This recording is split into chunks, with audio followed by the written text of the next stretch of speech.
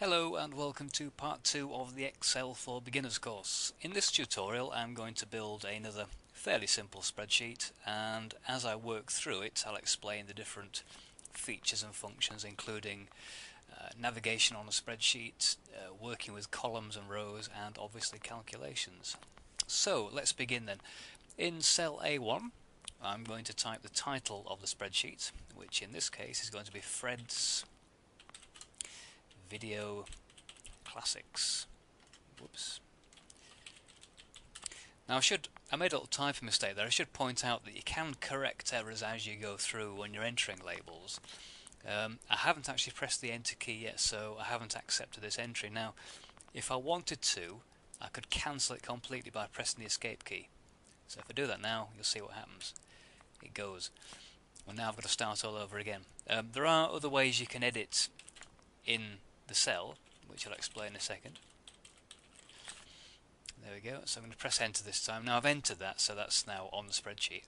If I want to go back and edit that, highlight the cell, press the F2 key, and then when that happens we go into edit mode, and I can use the arrow keys just to move backwards and forwards if I want to delete items, type new things in, and when I'm happy, press the enter key. If you want to get rid of it completely, obviously you can just press the delete key, and if I want to bring it back again, I can undo that delete. Fairly simple. Okay, moving down to row 2. I'm going to put some more labels in here for our new spreadsheet. The word title. Now, I could press enter here, but I want to go to column B in row 2, so I'm actually going to press the right arrow key on the keyboard, and that will jump me to cell B2. Now I'm going to type in rental price here, and again press the right arrow key, that'll move me to C2. Type in rentals, right arrow key again, and in D2 type in the word income. And this time I'll press enter, that'll move me down to row 3, and if I press the home key on the keyboard, that takes me to the beginning of the row. Now you'll notice some problems there with formatting. The title, Fred's Video Classics, goes into column B, and the entry in B2, rental price, is not complete. As you can see, it's actually been cut off by the entry in the third column. Now, to adjust column widths, it's quite easy really. If I need to do it here, I can just put the mouse pointer between column A and B, and as you see, as I move my mouse over, it becomes this two-way arrow. Now once the two-way arrow is highlighted, I just hold down the left mouse button and then drag left or right to resize the cell. So if I drag right, then the column has been resized sufficiently to fit all of Fred's Video Classics in there. And there's another thing I can do as well. Instead of actually clicking and dragging, if I just put the mouse pointer over between column B and C and double click, it automatically fits the column width for rental price. Now I'm going to undo both of those things because I'm going to show you a different way of getting things to fit into columns. So I'm going to undo the change to column B and undo the change to column A. Okay, now we're going to put in some more details for our spreadsheet. Because this is Fred's Video Classics, I'm going to put some classic movie titles in here. Now, it's up to you what you put into here. You can copy exactly what I'm putting in, or you can put your own favourite titles in, I don't really mind. So just bear with me while I type these things in here. As I type them, by the way, you'll notice that quite a lot of the titles go over into column B, and I'm going to correct that by adjusting the column width of column A in a second.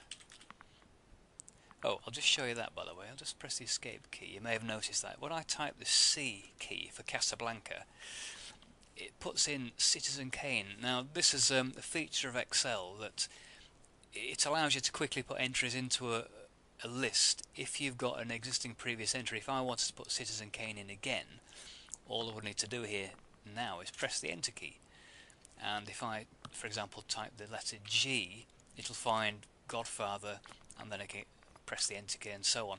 Obviously I don't want to do that now, so I'm just going to delete those two entries. Okay, and we'll carry on, but it's just worthwhile knowing that when you start typing things, if Excel prompts you to put an existing entry in there, you can either accept it by pressing the enter key, or you can ignore it and continue typing, which is what I'm going to do here as I type in Casablanca. Now it's giving me the option of Citizen Kane. I'll simply type the letter A and Excel immediately knows I'm typing something new because there's nothing in the list already with CA in it. So I can now go on and type Casablanca. And finally, The Wizard of Oz. There we go. So just a few classic films in there. Now, what I'm going to do here is adjust column A, so it's going to cover all of the longest title, which is 2001: A Space Odyssey. I'm going to do it by simply double-clicking, put the mouse pointer between A and B, and double-click. And there we go. That's automatically adjusted the width to the widest entry in the column, which in this case is 2001: A Space Odyssey. Okay, before we go on, what I'm going to do now is save this spreadsheet. Now it's worthwhile saving your spreadsheet on a fairly regular basis, just in case things go wrong. And a little trick you may not be aware of is if you press the F12 key on the keyboard, it brings up the Save As dialog box, and you can then type in a name. I'm just going to type in the name of the spreadsheet exactly as it's listed, Fred's Video Classics. Press the enter key. Now in future, when I want to save, all I need to do is click the save button here, and that will simply overwrite the existing entry. If for some reason I want to save another version of this spreadsheet, so I might have it in different styles or layouts, for example, or I might just be testing things out. If I want to save another version of it, I can do by again pressing the F12 key, which brings up the Save As box, and I can type in another title and I'll have two versions of the same spreadsheet. Okay, and I'll just press the escape key there, that'll clear that dialog box. Okay, so it's worth knowing. The F12 brings up the Save As box.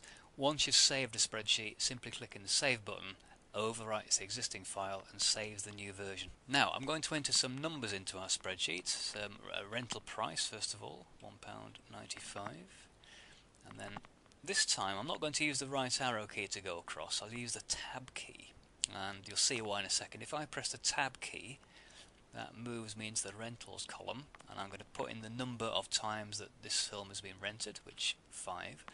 Now if I press the enter key, you see what happens, it actually jumps back to the rental price column. So I'll just show you that again. If I put in the rental price of the next film, £2.50, press the tab key, press the number of rentals, in this case 9, press the enter key, and it jumps back to the start of the next row, or the cell in column B, ready for me to type in the next row. In this particular spreadsheet, it's not that big a deal because we've only got a couple of rows or columns to work with. But you can imagine if you were entering information across, let's say, 5 or 6 cells, as you tab across, so if you went tab, tab, tab, press the enter key, and it jumps you back to the beginning of the next row. It's quite useful, saves a bit of time. Okay, so I'll go ahead and just put the rest of these prices and rental numbers in. So £1.50 for Citizen Kane, and that's been rented 6 times. £1.95 for The Godfather, that's been taken out 7 times. £1.95 for Casablanca, that's gone out 12 times.